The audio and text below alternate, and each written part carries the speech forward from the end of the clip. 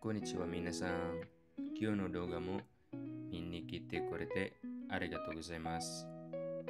Kyou no hizuki wa 5月28日です。5月28日の水曜日にこの動画を撮っています。よろしくお願いします。ちょっとずつ日本語を練習しないといけないですね。行きましょう。So, yung topic natin ngayon is ano yung mga pagbabago by year 2027 sa Japan. So, ayun sa news dito sa Japan,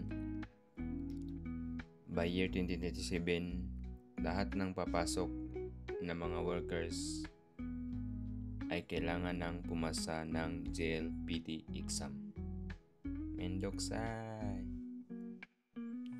So wala pa namang sinabi na specific kung anong level, kung N5 ba or N4, pero dapat maghanda na kayo kung may plano kayong mag-apply dito sa Japan. So paunti-unti mag-aaral na kayo ng Japanese language. So sa mga tamad mag-exam at mag-aral, dapat by this year or by 2026 makalis na kayo papunta dito sa Japan.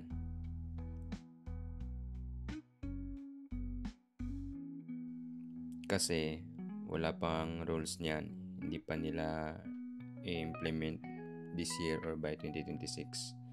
So yung plano nila is 2027. So sa ngayon, pwede kayong mag-apply ng TITP visa, Technical Intern Trainee Program.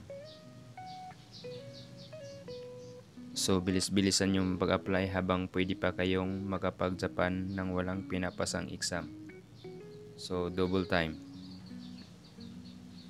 Kasi by year 2027, ma-abolish na yung visa na TITP program. Papalitan na siya ng ibang type of visa. So kung magsisimula na yan, ibig sabihin medyo kukunti din yung mag-apply dito sa Japan. Kasi sakit sa ulo yung exam. So kakaunti na lang yung kompetensya. So kung may plano kang mag-apply by 2027, magsimula ka na mag-aral ngayon. Sure ako na mapapasa mo yan. Kasi unlimited naman yung exam. Yun nga lang, may bayad. Of course. Pero wag kayong mag-alala kasi papasa naman talaga eh. Kasi yan yung pinaka-standard talaga na mga exam dito sa Japan. So ibig sabihin, pinag-aralan nila yan na yung mga exam na ikakandak nila ay kayang ipasa ng mga mag-a-apply. Kasi may mas mahirap pa talaga na mga exam dyan eh. Yung N3, N2, N1, yan. Malabo nang may mag-apply yan dito sa Japan. Mahirapan na silang kumuha ng mga workers. Kaya try nyo lang. Wala namang mawawala.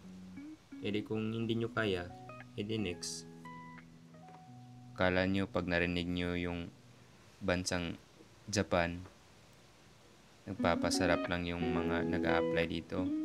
Hindi, mabibiyak ulo nyo dito. Kaya kung ayaw nyo mag-aral, kasi kakagraduate nyo lang, humanap na lang kayo ng ibang bansa.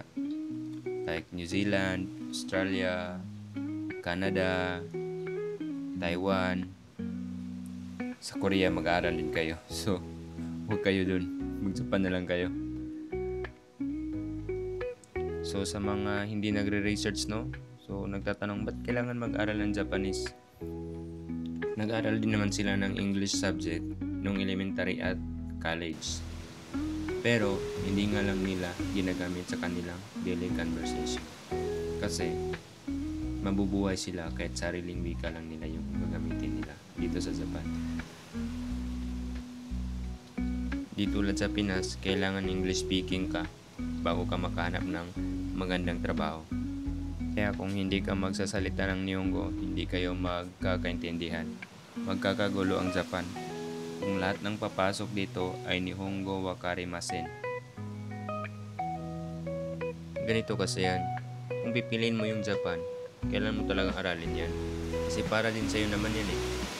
Kasi magagamitin mo talaga yan sa pang-araw-araw mo dito. Hindi ka pwedeng gumamit ng ibang lingwahe dito. Nihongo lang talaga. Kaya, gambate. So, ilang buwan ba aaralin yung N4 level para pumasa? So, depende po sa tao yan. Pero, pinaka-maximum po is 6 months. So, ganyan po katagal para pumasa ng N4 level. Pero kung matalino ka naman, siguro kaya mo rin siguro ng mga 3 months or 2 months kung full-time ka talagang mag-aaral. Pero kung paminsan-minsan lang, so abot siguro ng mga 6 months.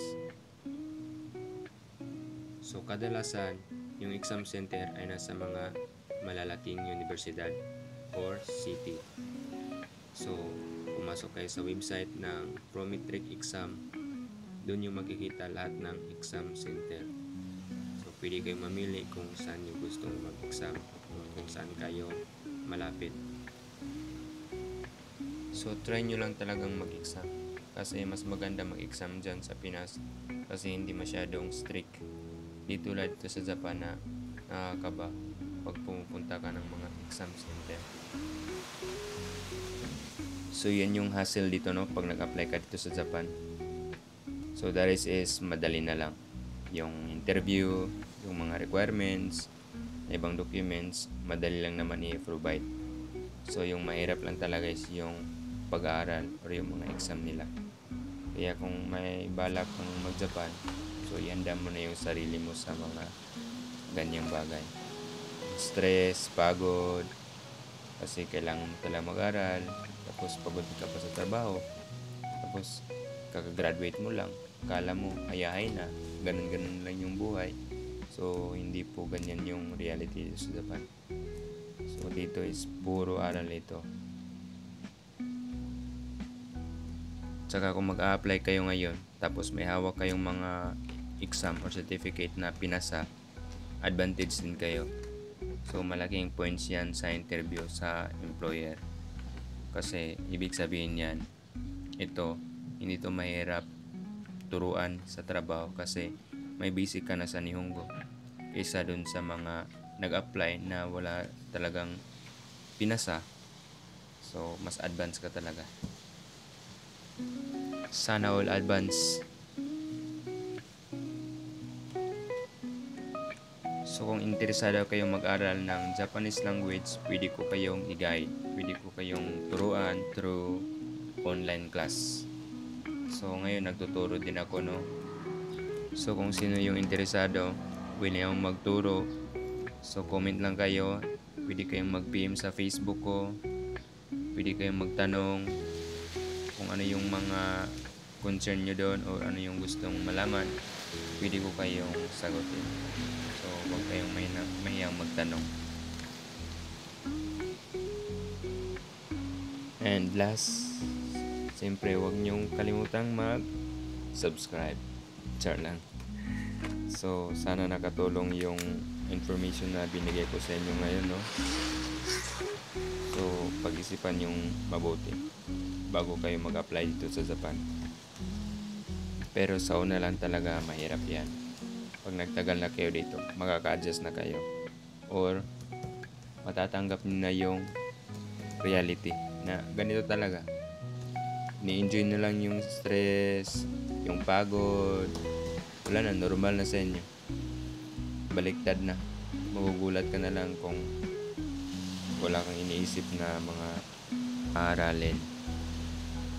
Kasi pag sinabing Japan, puro aral yan. Huwag kayong magpa-scam. Kyo no video wa kokomari desu. Minasan, benkyou shite kudasai. Owen shite moraeru to urishii desu. Ja, 次のビデオで会いましょう。ありがとうございました。